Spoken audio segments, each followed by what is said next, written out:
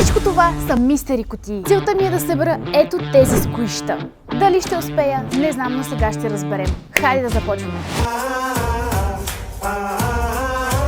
Ще си избера 10 от тези мистери кутии и ще видим какво ще ни се падне в тях така, на случайен принцип. Тук пред мен е тази, първо си избирам да отворя. Моята лична цел е да ми се падне лилавото мече, глитърското, но ще видим. Нека да започнем с първата кутия. Така, преместих си тук малко да има място и нека да я отворим. И какво ни се пада? Това е пицата, жълтата пица, не е розовата, добре.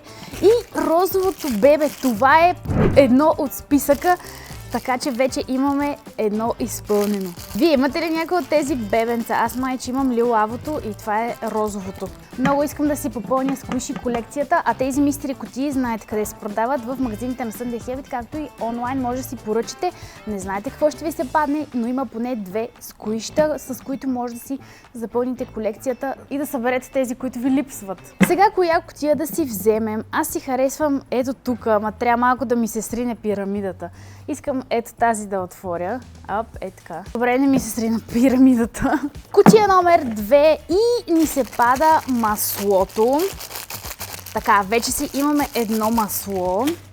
И отново розовото бебе, това ни се повтаря. И това, чакайте, какво е това? Това е онази капката. Аз не знам дали съм имала такава капчица. Аз май нямам такава капка. Но това е второто от списъка. Ето колко е яка. О, много е такава мекичка, много е приятна за размачкване. И е така. Брутално е. И това наистина изглежда като капка, защото е синьо.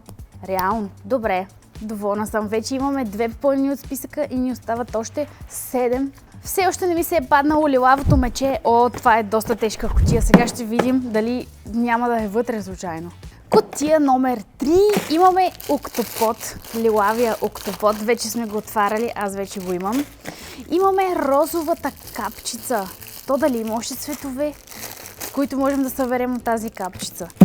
И последното е маслото. Това е другия вид масло. Онзи първия, който знаем много добре. Така, кутия номер 4. Не знам коя да бъде. Коя да бъде, примерно, ето това. Това си избирам. Това също е тежко. Хайде да видим. Оле, тия са много яки.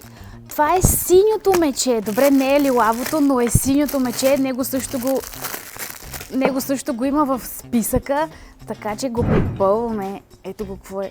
Много е яко. Добре, имаме си мечка. И какво е това? Това е онова топче.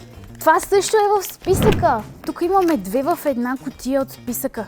Чакайте. Как се е залепил. Така.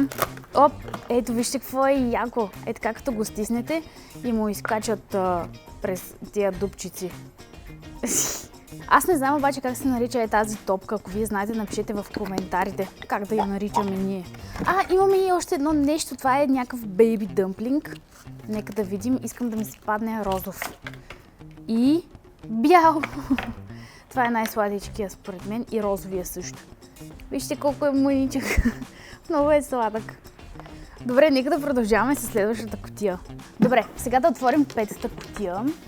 И тя ще бъде от тези ли? Айде от ето тук. Или ние сега отворихме тук, значи тази сега ще отворим.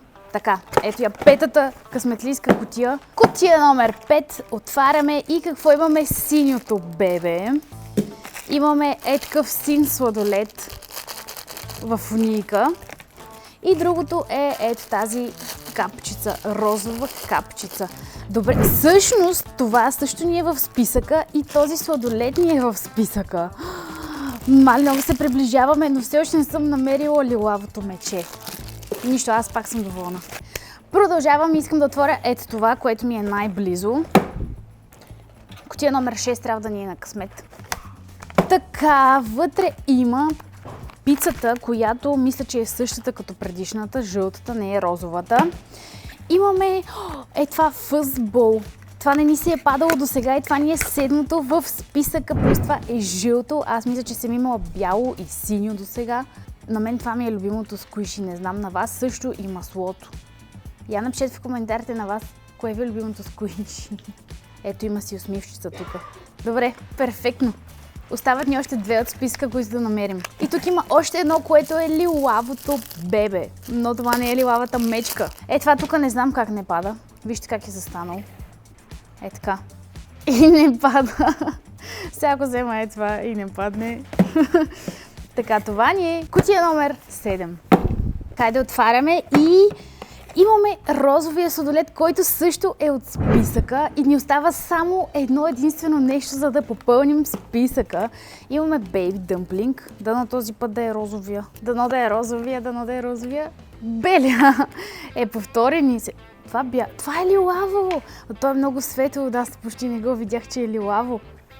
Май нямам лилав Baby Dumpling. Хайде сега ред на ето тази пирамидка и на тази кутия. Поред вас какво ще има в тази кутия? Поне две кажете. Сега отварям и имаме диня. Добре, това е яко не ни се е падало до сега. И имаме масло. Това вече ни се е паднало, няма проблема. Масло никога не е излишно. Все пак на мен това ми е любимото сквиши.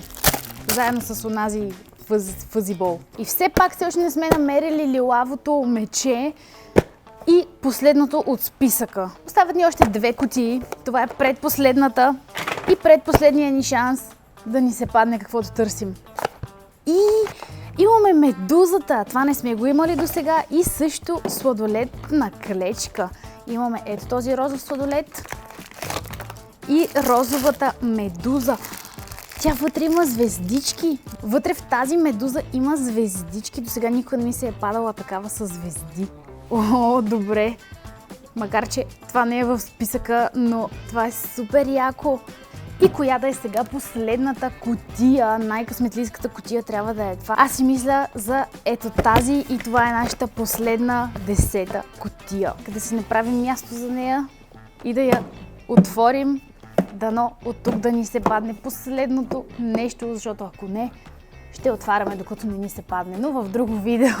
И ако в тази кутия няма лилавото мече, напишете в коментарите дали искате да направим още видеа, в които отваряме мистериозни кутии, докато не ни се падне лилавото мече.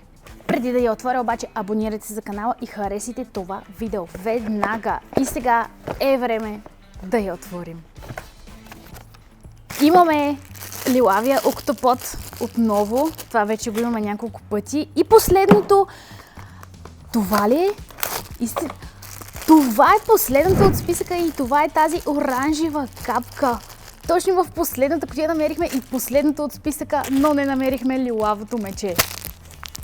Нищо, ще го намерим в следващото видео. Сега се абонирайте, харесайте това видео и сега гледайте ето това.